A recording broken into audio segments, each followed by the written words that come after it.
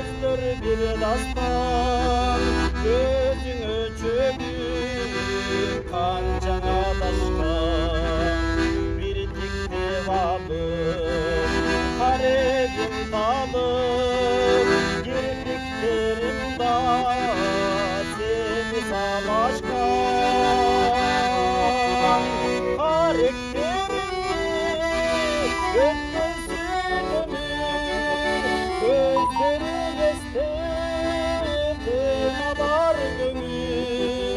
Gözümden öptüm günlerim ağlar, gözümden öptüm günlerim ağlar.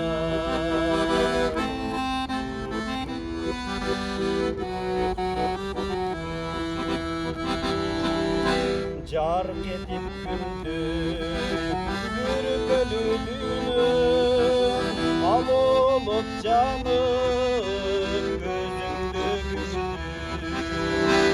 güldü sana. Çay falı verirken göründün bana, baladaysın karakterinde.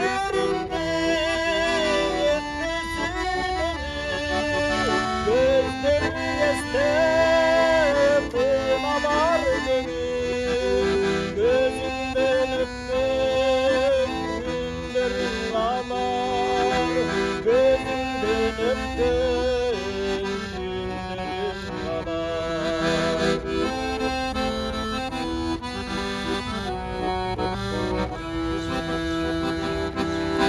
Göz barın tamır, gözden yaş tamır, yüzünde beştüm tüm canım. Hayrılmay bir gün yeterin bilgen, hayrıklarımda büyüdüm alım. Karakterimde öpmesini, gözlerin este kınalar gönül.